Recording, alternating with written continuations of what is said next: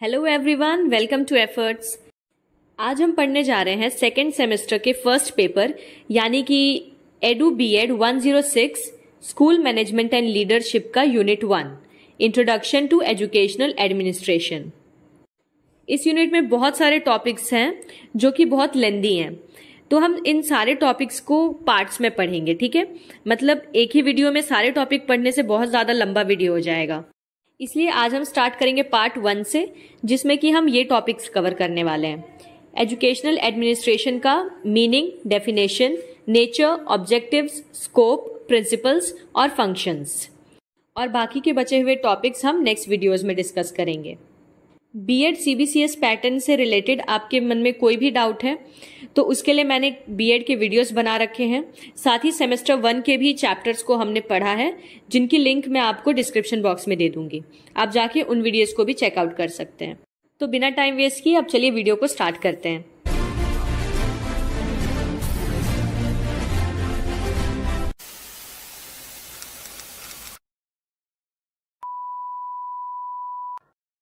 तो चलिए जानते हैं आज जो हम टॉपिक्स पढ़ने वाले हैं उससे किस तरह के क्वेश्चंस आपके पेपर में पूछे जा सकते हैं।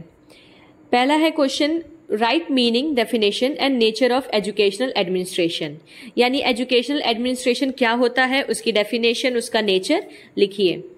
Explain educational administration and it's objectives and scope, educational administration के ऑब्जेक्टिव और स्कोप बताइए। Describe educational administration and it's principles, educational administration के जो भी प्रिंसिपल्स हैं, सिद्धांत हैं, उनके बारे में लिखिए। What are the functions of educational administration, और साथ ही एजुकेशनल एडमिनिस्ट्रेशन के क्या फंक्शंस हैं, उसके क्या कार्य हैं, उनको लिखिए। तो हमारा पहला टॉपिक है concept, meaning and definition of educational administration. The term educational administration is made up of 2 words, education and administration. जो शब्द है एजुकेशनल एडमिनिस्ट्रेशन, ये 2 शब्दों को मिला के बना है, एक एजुकेशन से और दूसरा एडमिनिस्ट्रेशन से। The first word education has been derive from Latin word educatum meaning the act of teaching और ट्रेनिंग। अगर आपको याद हो तो हमने फर्स्ट सेमेस्टर के फर्स्ट यूनिट में भी एजुकेशन के बारे में पढ़ा था। तो एजुकेशन शब्द जो होता है वो लैटिन वर्ड के एडुकेटम से बना है, जिसका मतलब होता है पढ़ाने की या सिखाने की प्रक्रिया। Therefore, education is a process of making internal, external and all-round development of individuality. It is a process of development of innate powers and capacities of a child. It implies modification of behavior. तो education या शिक्षा क्या होती है, ये एक ऐसी प्रक्रिया होती है जिसमें किसी बच्चे की अंदर की क्षमता को बाहर निकाला जाता है। किसी के भी व्यवहार में सुधार करके उसके अंदर की क्षमता को उभारना, उसका विकास करना, इसी को एजुकेशन कहते हैं। The second word administration has been derived from Latin word minister, meaning any act that is for the sake of the others. अब जो एडमिनिस्ट्रेशन शब्द है वो भी एक लैटिन वर्ड मिनिस्टर से बना है। अब मिनिस्टर का मतलब क्या होता है, किसी की भी भलाई के लिए किया गया कोई काम। It has a broad meaning as it encompasses a number of processes such as planning, organizing, directing, coordinating, controlling and evaluating the performance. Administration जो शब्द है वो अपने में ही बहुत ही बड़ा, बहुत ही ब्रॉड शब्द है, क्योंकि ये सिर्फ एक एक्शन को रिप्रेजेंट नहीं करता। इसके अंदर कई सारे प्रोसेसेस इन्वॉल्व होते हैं, जैसे कि प्लानिंग यानी कि योजना बनाना, ऑर्गेनाइजिंग आयोजन करना, डायरेक्टिंग निर्देशन करना, कोऑर्डिनेटिंग समन्वय करना, कंट्रोलिंग नियंत्रण करना, और इवेल्युएटिंग यानी कि मूल्यांकन करना। किस चीज का? परफॉर्मेंस का।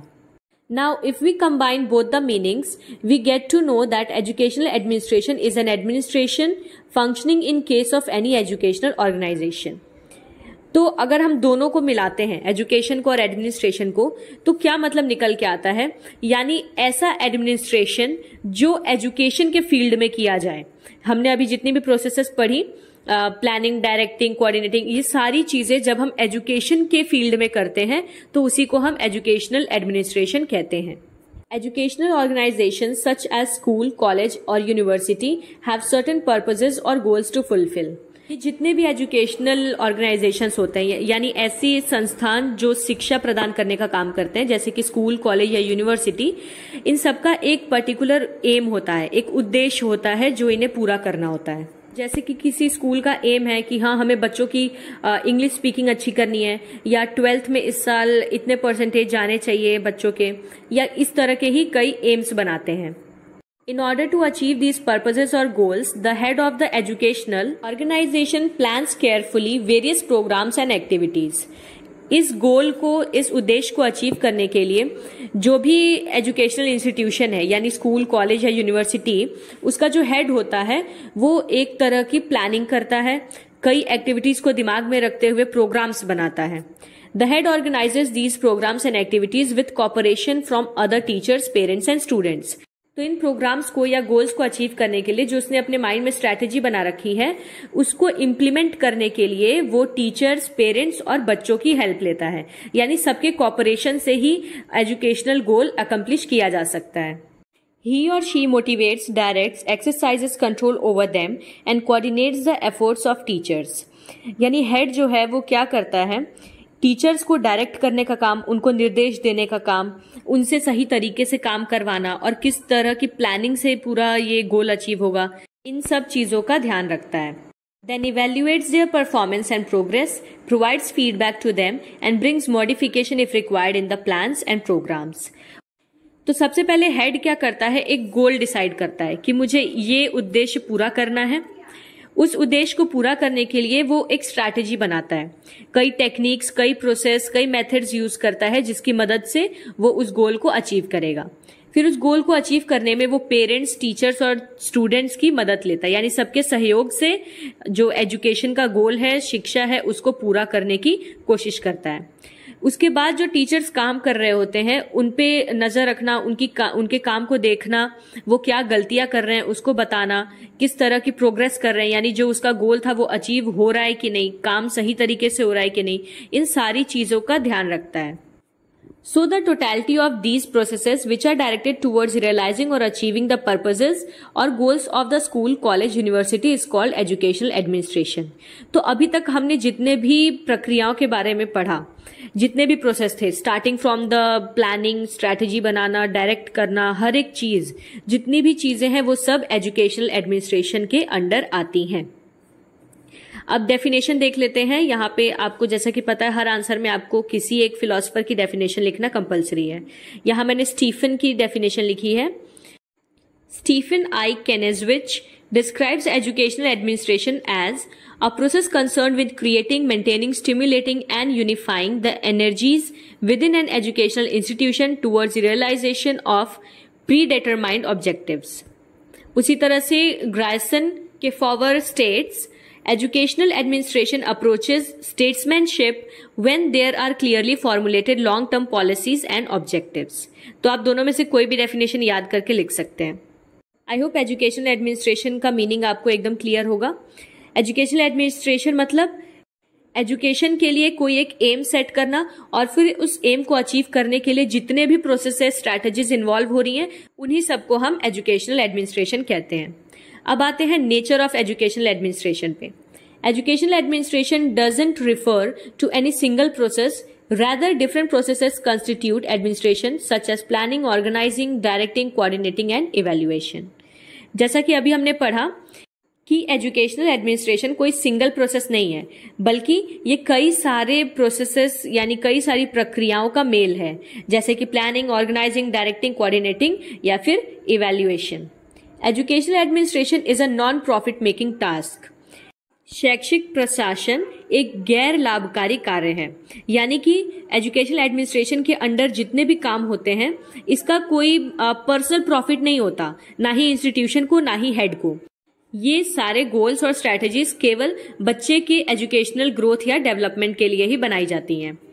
Educational administration is primarily a social enterprise as it is more concerned with human resources than with material resources. Educational administration mainly सामाजिक उद्यम है, क्योंकि अगर आप इसमें देखें तो ह्यूमन रिसोर्सेज ज्यादा इन्वॉल्व होते हैं, यानी टीचर, पेरेंट्स, हेड, स्टूडेंट्स, ये सब ह्यूमन रिसोर्सेज हैं।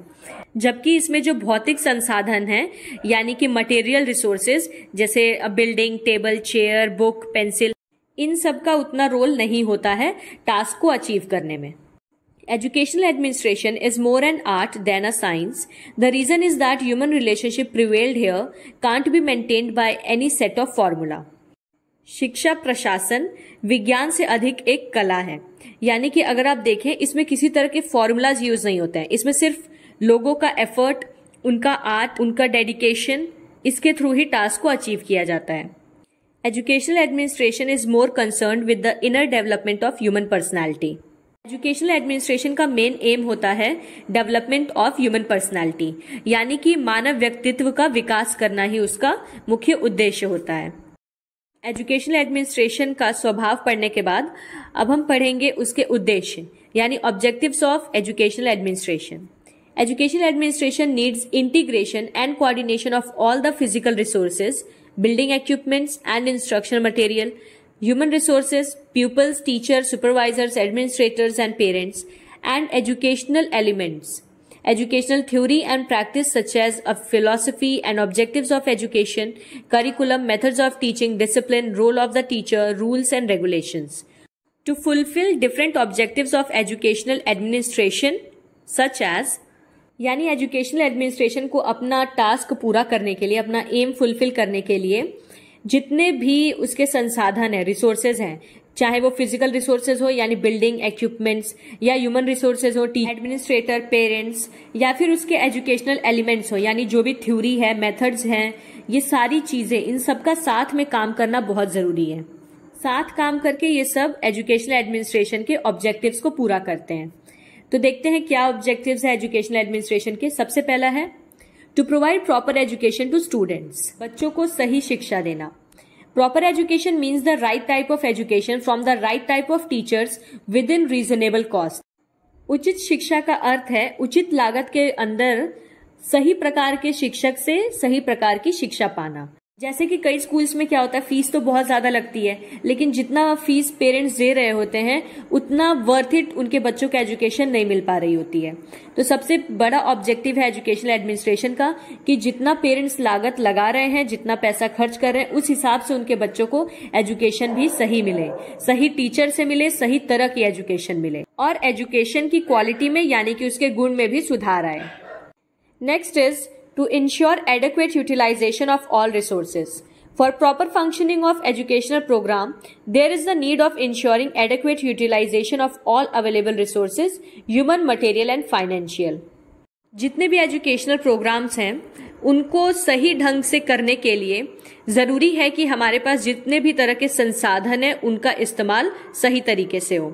चाहे जो हमारे पास ह्यूमन रिसोर्सेज हैं यानी कितने टीचर अवेलेबल हैं, कितने स्टाफ अवेलेबल हैं, चाहे मटेरियलिस्टिक रिसोर्सेज हों जैसे कि बिल्डिंग इक्विपमेंट या फिर किताबें हमारे पास क्या क्या अवेलेबल हैं, या फिर फाइनेंशियल यानी कि हमारे पास कितने पैसे अवेलेबल हैं जिनको हम एजुकेशनल गोल को अचीव करने में लगा सकते हैं. इन सारे रिसोर्सेज का इस्तेमाल सही तरीके से होना बहुत ज्यादा जरूरी है. तो एजुकेशनल एडमिनिस्ट्रेशन का एक उद्देश्य यह भी होता है कि जो भी अवेलेबल रिसोर्सेज हैं उनका इस्तेमाल पूरे सही तरीके से हो, बिना वेस्टेज के. Third is to ensure professional ethics and professional development among teachers. As teachers are the senior and mature human elements to accelerate the program, their role is considered very important. यानी कि शिक्षकों के बीच व्यावसायिक नैतिकता और व्यावसायिक विकास दोनों को सुनिश्चित करना बहुत जरूरी है. टीचर्स के अंदर उनके काम को लेकर जिज्ञासा जगाना, प्यार जगाना या फिर लगन जगाना, ये भी बहुत ज्यादा जरूरी है. अगर हम अपने ह्यूमन रिसोर्सेज की बात करें तो ह्यूमन रिसोर्सेज में से सबसे मैच्योर और एजुकेटेड ह्यूमन रिसोर्स हमारे पास टीचर है. ठीक है, एजुकेशनल एडमिनिस्ट्रेशन के अंदर. तो इसीलिए टीचर का रोल जो है वो सबसे ज्यादा इंपॉर्टेंट है. They are to be encouraged and given the facility to try out innovative ideas on instruction. Teachers को ये पूरी छूट मिलनी चाहिए कि वो बच्चे को सिखाने के लिए, समझाने के लिए किन नए नए तरीकों का इस्तेमाल कर सकते हैं, क्या इनोवेटिव आइडियाज वो यूज कर सकते हैं. Therefore, educational administration should aim at developing a desire for hard work, dedication and commitment for their job among teachers. तो एजुकेशनल एडमिनिस्ट्रेशन का एक ऑब्जेक्टिव ये भी है कि टीचर्स के अंदर उनके काम को लेकर पॉजिटिव एटीट्यूड या लगन या फिर हार्डवर्क वाली क्वालिटी ये सब डेवलप करना. Next is to develop democratic values. Educational administrations organize educational programs for acquainting students with the art of democratic living and giving them excellent training in democratic citizenship. शैक्षिक प्रशासन का एक उद्देश्य ये भी होता है कि बच्चों के अंदर डेमोक्रेटिक वैल्यूज डेवलप करना, यानी कि लोकतांत्रिक मूल्यों को बढ़ाना। डेमोक्रेटिक वैल्यूज में क्या आता है?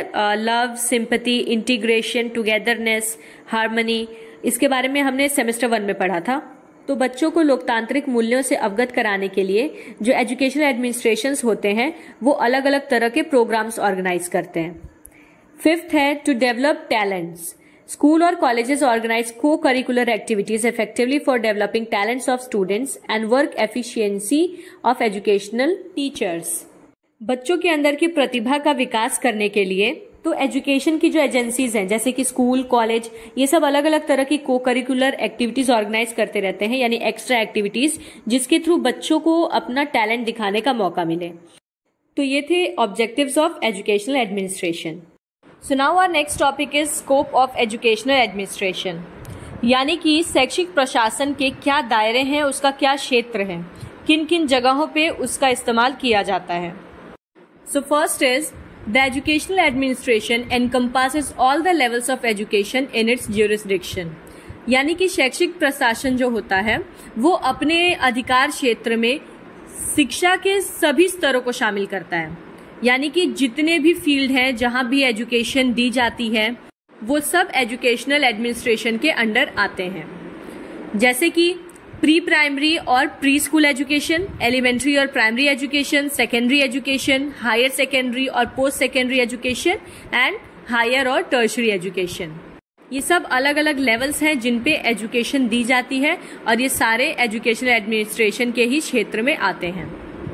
It is educational administration that determines what should be the nature and system of administration for all the above levels of education.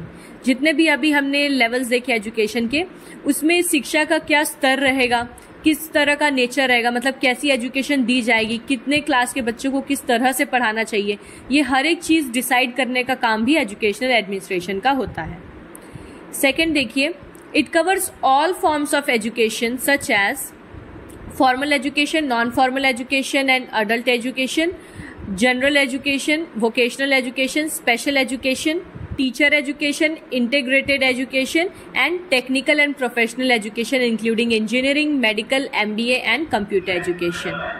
सिर्फ एजुकेशन के लेवल्स को ही नहीं, एजुकेशनल एडमिनिस्ट्रेशन का जो स्कोप है वो अलग अलग तरह के एजुकेशन को भी कवर करता है, चाहे एजुकेशन किसी भी तरह की हो, भले वो व्यावसायिक शिक्षा हो, शिक्षकों की शिक्षा हो यानी टीचर एजुकेशन जो होती है, या आप किसी तरह का कोर्स कर रहे हो, कोई डिग्री हो, MBA, मेडिकल, इंजीनियरिंग, हर एक तरह की एजुकेशन, ये सब एजुकेशनल एडमिनिस्ट्रेशन के ही क्षेत्र में आते हैं।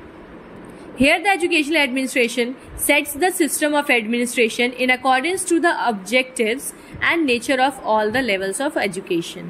तो हर एक एजुकेशन के लेवल के हिसाब से, हर एक एजुकेशन के फील्ड के हिसाब से ही एजुकेशनल एडमिनिस्ट्रेशन डिसाइड करता है जो एजुकेशन दी जाएगी उसका नेचर कैसा होगा, उसका लेवल कैसा होगा, उसका ऑब्जेक्टिव क्या होगा। Next is educational administration covers the following aspects relating to management: planning, organizing, directing, coordinating, supervising, controlling and evaluating. Management के अंडर जितने भी प्रोसेस आते हैं जैसे कि योजना बनाना, निर्देश देना या पर्यवेक्षण करना, नियंत्रण करना, मूल्यांकन करना, ये सारे प्रोसेसेस जो हैं वो सब एजुकेशनल एडमिनिस्ट्रेशन के ही कंट्रोल में आते हैं।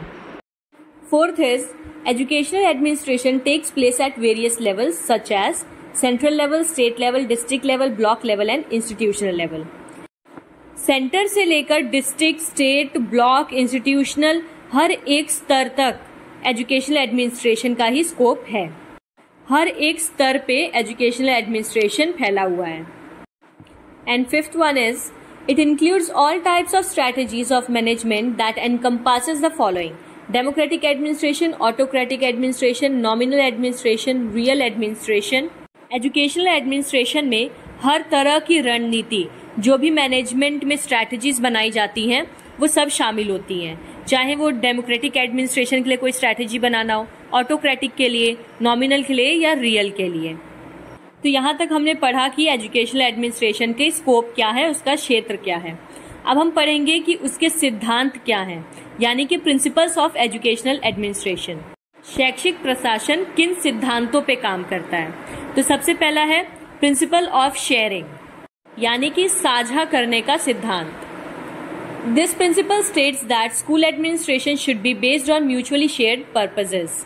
ये सिद्धांत ये कहता है कि जो एजुकेशनल एडमिनिस्ट्रेशन किसी स्कूल में काम कर रहा है या किसी इंस्टीट्यूशन में काम कर रहा है बच्चों की शिक्षा के लिए, वो हमेशा शेयरिंग पे बेस्ड होना चाहिए। The teachers, the students, the administrator and the public share responsibility to achieve success in the field of education. जितने भी लोग एजुकेशन के किसी ऑब्जेक्टिव को अचीव करने के लिए काम कर रहे हैं, उन सबके बीच में रिस्पॉन्सिबिलिटीज डिवाइडेड होनी चाहिए। हर किसी को पता होना चाहिए कि उनकी क्या जिम्मेदारी है। जैसे टीचर से हम क्या एक्सपेक्ट करते हैं? पढ़ाना। बच्चों से हम रिस्पॉन्सिबिलिटी एक्सपेक्ट करते हैं कि वो पढ़ें। पेरेंट्स से हम एक्सपेक्ट करते हैं कि वो एक गार्जियन के तौर पर अपनी जिम्मेदारियां निभाएं। Development of policies and the planning of educational programmes become a joint responsibility of all those who participate in this process. जैसा कि हमने पढ़ा था कि जो हेड होता है किसी भी इंस्टीट्यूशन का, वो एक तरह का ऑब्जेक्टिव डिसाइड करता है कि उसे शिक्षा के लिए क्या उद्देश्य पूरा करना है। फिर उसको अचीव करने के लिए वो एक स्ट्रैटेजी बनाता है, पूरी प्लानिंग करता है। कई प्रोसेसेस होते हैं जिसमें वो टीचर, स्टूडेंट्स, पेरेंट्स, स्टाफ सबकी हेल्प लेता है। तो ये जितने भी पॉलिसीज हैं, स्ट्रैटेजीज हैं, पूरी प्लानिंग है, इसमें हर किसी का रोल होना चाहिए। सबको अपनी रिस्पॉन्सिबिलिटी सही तरीके से निभानी चाहिए। The participants must have to share in planning, executing and evaluating the process of administration. यानी जितने भी पार्टिसिपेंट्स हैं, whether it is teacher, student, parents, staff, head, हर कोई, चाहे कोई स्ट्रैटेजी बनानी हो या प्लानिंग करनी हो, या फिर उस प्लान के अकॉर्डिंग प्रोग्राम को इम्प्लीमेंट करना हो, या जो प्रोग्राम इम्प्लीमेंट किया गया है उसके बेनिफिट्स और लॉस जानने हो, या फिर जानना हो कि वो प्रोग्राम सक्सेसफुल हुआ या नहीं, जिस उद्देश्य के लिए वो प्लानिंग की गई थी क्या वो पूरी हुई या नहीं। इस हर एक प्रोसेस में, हर एक प्रक्रिया में सबकी भागीदारी होनी चाहिए। ऐसा नहीं कि अगर कोई हेड है इंस्टीट्यूशन का तो वो अपने मन से कोई भी स्ट्रैटेजी बना ले और उसको सबको बोल दे अब इसको इम्प्लीमेंट करो, ठीक है। तो इस तरह से नहीं, सबके सहमति से काम होना चाहिए। The principles of sharing puts more brains together for better work. जो साझा करने का सिद्धांत है, इसका बस एक ही एम होता है कि कई सारे अलग अलग ब्रेन्स को यूज करके एक बेटर वर्क करना। क्योंकि जब कई लोग मिलके काम करेंगे तो बहुत ही नए नए आइडियाज आएंगे और जो गोल है वो बहुत इफेक्टिवली अचीव होगा। एजुकेशनल एडमिनिस्ट्रेशन शेयरिंग के साथ साथ फ्रीडम में भी बिलीव रखता है। इसका दूसरा प्रिंसिपल है principle of freedom. The very nature of man's individuality is to be free. हर एक इंसान जो है वो अकेला ही पैदा होता है और आजादी से ही अपना पूरा जीवन बिताना चाहता है। It is a fact that men are born different, hence they are born free. Democratic administration therefore allows freedom to ensure all persons an opportunity to express their unique personality. Even अगर हम देखें तो हम democratic society में रहते हैं जहाँ पे हर इंसान को अपनी यूनिकनेस को रिप्रेजेंट करने का, फ्रीली एक्सप्रेस करने का हक है। A teacher in the classroom should be allowed freedom to follow any method which he feels suitable. यानी कि अगर कोई टीचर किसी क्लास में पढ़ा रहा है तो उसके ऊपर किसी तरह का दबाव नहीं होना चाहिए कि तुम इसी तरीके से पढ़ाओ या यही चीज पढ़ाओ। वो जिस वे में चाहे बच्चों को एजुकेशन दे सकता है।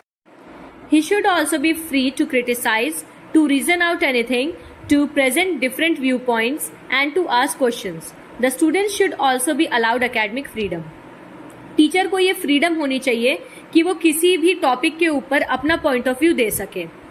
टॉपिक से रिलेटेड जो भी क्वेश्चंस हैं, जो भी रीजंस हैं, हर एक चीज वो बच्चों के साथ फ्रीली डिस्कस कर सके।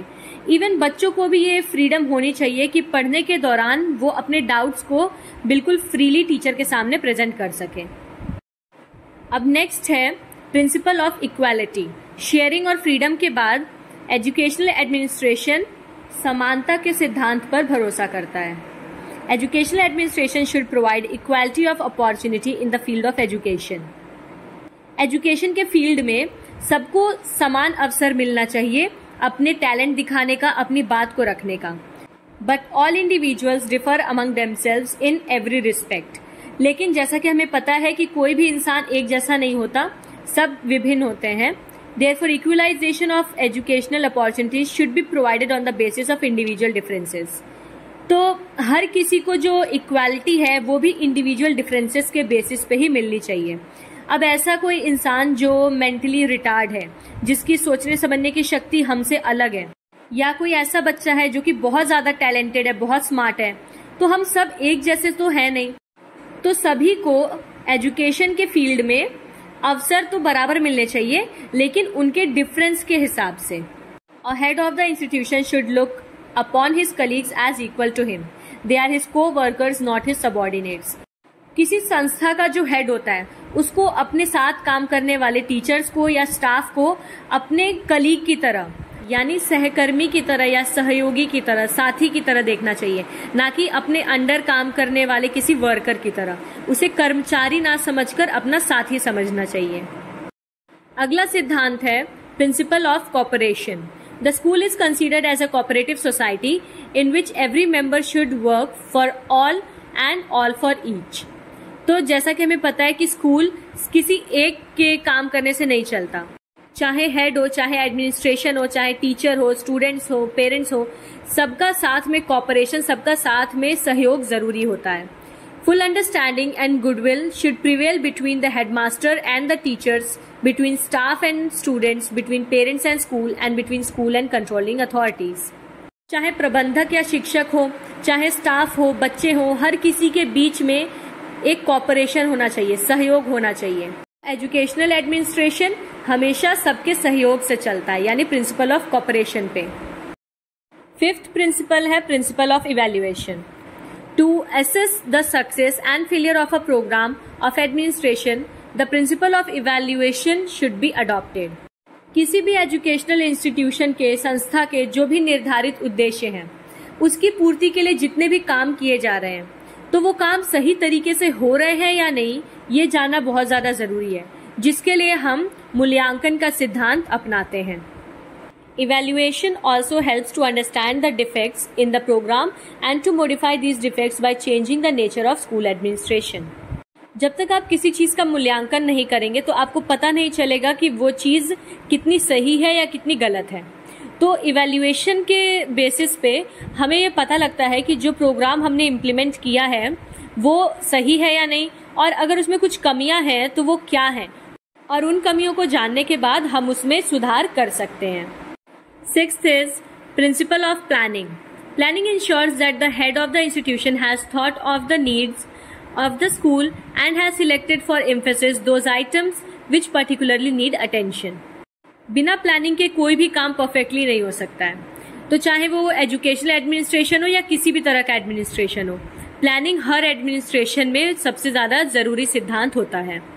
क्योंकि प्लानिंग करके ही जो हेड है इंस्टीट्यूशन का, वो एक प्लान बनाता है, एक स्ट्रैटेजी बनाता है, और क्या क्या प्रोग्राम उसको इम्प्लीमेंट करना है वो हर एक चीज डिसाइड करता है. ये सारे प्रोसेसेस प्लानिंग में ही आते हैं. Planning focuses the professional activities on the achievement of educational objectives. कौन कौन सी एक्टिविटीज हमें करनी है उस एक पर्टिकुलर ऑब्जेक्टिव को अचीव करने के लिए, अपने गोल को अचीव करने के लिए, ये सारी चीजें हम प्लानिंग के अंदर ही सोचते हैं.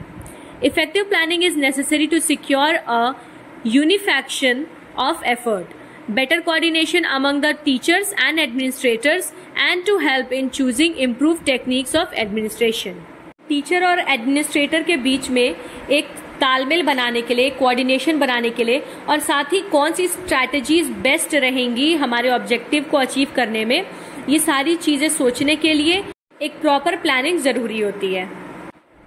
Last one we have principle of research.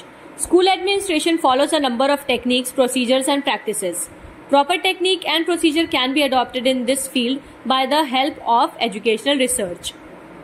कौन सी स्ट्रैटेजी बेस्ट रहेगी गोल को अचीव करने के लिए, ये हमें कैसे पता चलेगा? रिसर्च करके. ठीक है, तो बेस्ट प्रैक्टिस चूज करना हो, चाहे परफेक्ट स्ट्रैटेजी बनानी हो, हर चीज के लिए रिसर्च करना बहुत जरूरी है. तो ये थे कुछ सिद्धांत जिनके ऊपर एजुकेशनल एडमिनिस्ट्रेशन यानी शैक्षिक प्रशासन चलता है. अब हम देखते हैं फंक्शंस ऑफ एजुकेशनल एडमिनिस्ट्रेशन. सबसे पहला फंक्शन है, क्या काम करता है educational administration? Making financial decisions. The first function of education administration is making financial decisions such as allocating funds for textbooks, teacher salary and other school supplies. तो सबसे पहला काम जो एजुकेशनल एडमिनिस्ट्रेशन करता है वो है फाइनेंस को संभालना। यानी अगर स्कूल का जितना भी खर्चा है, चाहे वो फर्नीचर को बनाने से लेकर टीचर की सैलरी देने तक का हो, हर एक चीज का खर्चा कहाँ से आएगा, किस तरह से चीजें मैनेज होंगी, The amount of money these professionals allocate depends on the school size and funding from various sources like public and private grants and state programs. School पे जितने भी खर्चे हैं वो दो चीजों पे डिपेंड करते हैं। पहला, स्कूल का साइज कितना है, जितना बड़ा स्कूल उतना ज्यादा खर्चा, और दूसरा स्कूल को फंडिंग कितनी मिलती है। कुछ प्राइवेट संस्था होते हैं या कुछ गवर्नमेंट भी ऑर्गेनाइजेशंस ऐसी होती हैं जो कि स्कूल में फंडिंग करती है, जो पैसा देते हैं स्कूल को। Next is providing direction to the teachers. Providing direction to teachers and other staff members is one of the core functions of educational administration. देखिए, किसी भी एजुकेशनल एडमिनिस्ट्रेशन में सबसे जरूरी रोल टीचर का होता है, क्योंकि टीचर को ही एजुकेशन प्रोवाइड करना है। तो टीचर को किस तरह से एजुकेशन देनी चाहिए, क्या सही तरीका है, इन सब चीजों में गाइड करने का काम भी एजुकेशनल एडमिनिस्ट्रेशन का ही होता है। They help get the work done by providing guidance, instruction and orders. तो टीचर्स को जितने भी काम करने हैं उसके लिए एजुकेशनल एडमिनिस्ट्रेशन उनको गाइड करता है, उनको इंस्ट्रक्ट करता है, ऑर्डर्स देता है। The primary aim of educational administration is accomplishing and completing work according to policies and programs. तो देखा जाए ओवरऑल एजुकेशनल एडमिनिस्ट्रेशन का मेन एम यही होता है कि जो टास्क डिसाइड किया गया है, जो उद्देश्य डिसाइड किया गया है, उसको अचीव करना। उसके लिए जितनी हेल्प करनी पड़े एजुकेशनल एडमिनिस्ट्रेशन अपनी तरफ से करता है। थर्ड है assessing students.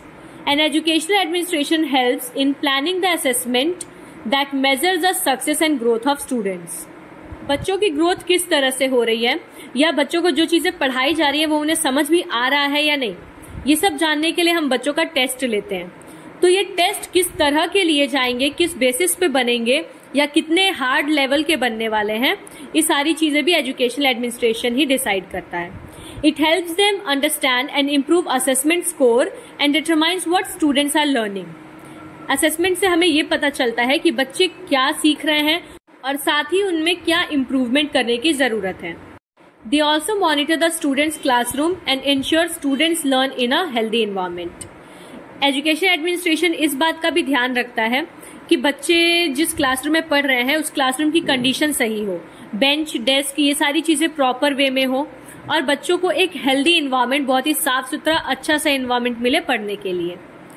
Fourth is designing curriculum. Educational administrators are professionals who work with teachers to design an age-appropriate curriculum for students. जो एजुकेशनल एडमिनिस्ट्रेटर्स होते हैं यानी एजुकेशनल एडमिनिस्ट्रेशन में काम करने वाले लोग, वो सब टीचर्स के साथ मिलकर बच्चों की एज और उनकी मेंटालिटी के लेवल के हिसाब से करिकुलम डिसाइड करते हैं। यानी आप एक क्लास 3rd के बच्चे को न्यूटन के लॉज तो नहीं पढ़ा सकते ना। पूरा करिकुलम बच्चों की एज को और उनकी कैपेबिलिटीज को दिमाग में रखते हुए टीचर और एजुकेशनल एडमिनिस्ट्रेटर्स मिलकर बनाते हैं। They focus on implementing new ways to educate students and ensure they apply concept in real life. उनका एम ये रहता है, फोकस ये रहता है कि बच्चों को न्यू एजुकेशन मिले, बहुत ही इम्प्रेसिव वे में मिले, ताकि जो चीजें वो सीख रहे हैं उसको वो अपनी रियल लाइफ में भी इम्प्लीमेंट कर सके। यानी सिर्फ किताबी ज्ञान उन्हें ना मिले कि हाँ ये चीज रट ली, पेपर में लिख दिया, मार्क्स मिल गए। ठीक है, जो भी उन्हें नॉलेज मिल रही है वो उसका इस्तेमाल रियल लाइफ में भी करें। इसके बाद है focusing on implementing technology. Educational administration uses technology to improve students achievement. बच्चों की उपलब्धि में सुधार करने के लिए जो एडमिनिस्ट्रेशन होता है वो नई नई तकनीकों का इस्तेमाल करता है।